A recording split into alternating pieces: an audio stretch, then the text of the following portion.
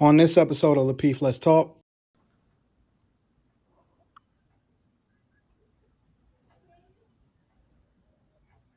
So I understand that somewhat, but I think when we're having, gotta get my charger. I think when we're having normal, um, if we're in like a talk space, like, we have these audio apps, we have YouTube now. When we're like in a talk space, I think that's a little bit different than being in person in a possible conflict situation.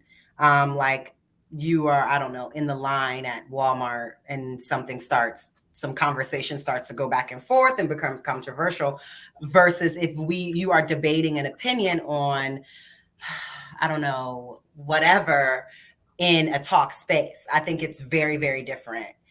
When the subject matters. So especially like what we were just speaking about in terms of like giving criticism.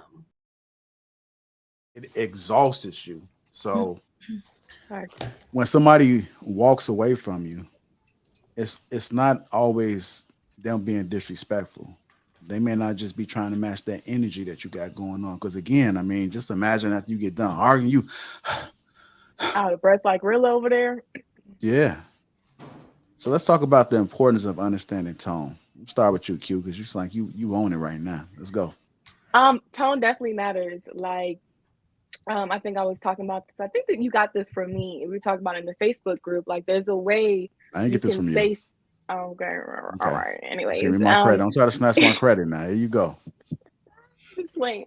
But there's a way you can say stuff, right? And as women, we should hold ourselves to a different demeanor when it comes to communicating to a man, right? And tone does matter. I'll give you a prime example. Rilla, you're incorrect. That's not what I said. Rilla, you incorrect, and that's not what I said. You see the difference?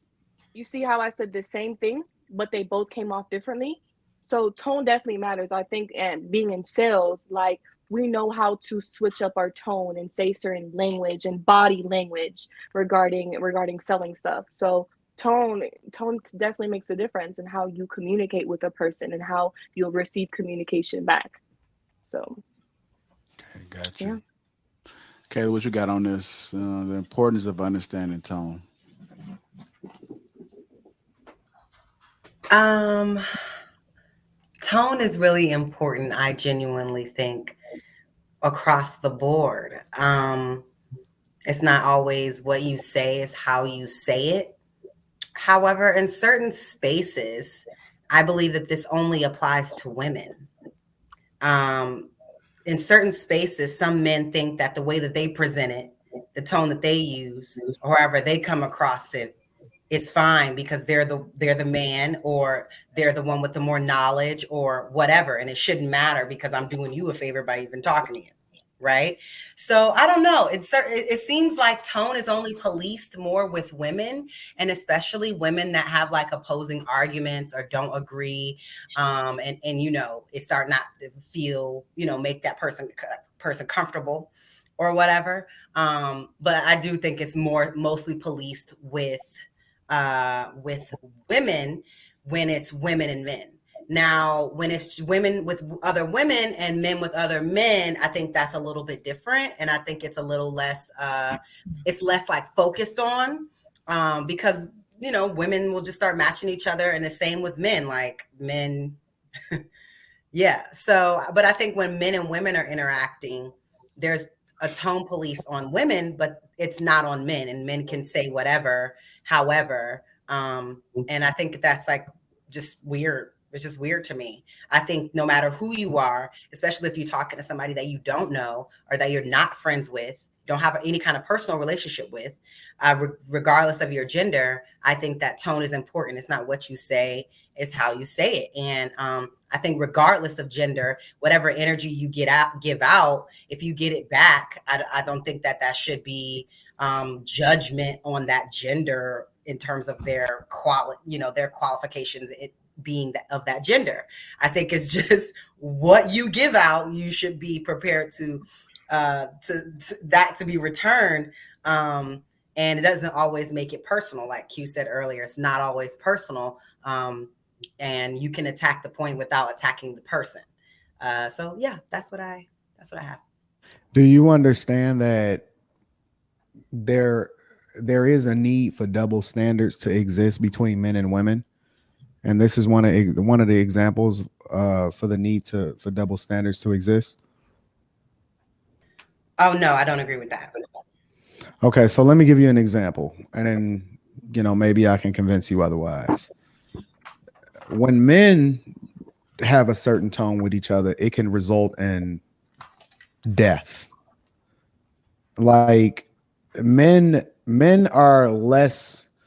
We have to pick and choose our battles a little bit more carefully because it can result in a completely different dynamic. So we don't have to worry about holding each other with regard to tone because there is no coming back for it. Like whatever happens. We got to control ourselves or we got to deal with it accordingly based off of the fact that the end result is going to be the end result. Whereas women, a lot of times women can get away with a certain type of thing without the same results of a man doing the same type of behavior. So when you see a woman that get out of line with a man, a lot of times, for example, they can get out of line understanding that they may get away with a little bit more because the man might be a little bit more restrictive and that he understands that he could hurt her. And this is one of the problems that we have when we come to equalization in society is that it's not equal because men understand that at the end of the conversation, we live and we die with the results that we get. We understand that ain't nobody coming to save us. It's whatever it's gonna be on both ends of that. So you're gonna have to live with that according to the circumstances that you put yourself in. Whereas women have largely been able to have that buffer, and that men are a little bit more sympathetic with them or their circumstance or their tone, understanding that they're the weaker vessel. So instead of us dealing with you like we would deal with a man, in which this whole equality thing don't work, right? We deal with you with kid gloves and we try to correct you or we try to give you some insight into how it is that you might not want to do that because you don't want the same responsibilities and repercussions that come with a man having to police his tone a little bit differently in society, right? And so that's why I was saying that, don't you understand that it's a double standard because men don't have the privilege of being able to get away with some of the stuff that women can get away with tone. We can't operate in that same space.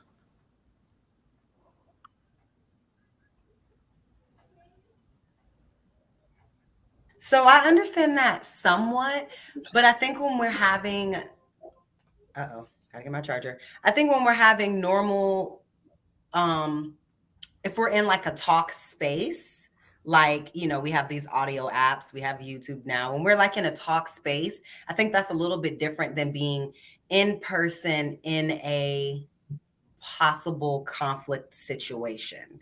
Like you are, I don't know, in the line at Walmart and some conversation starts to go back and forth and becomes controversial versus if you are debating an opinion on, I don't know, whatever in a talk space. I think it's very, very different. When the subject matters. So especially like what we were just speaking about in terms of like giving criticism.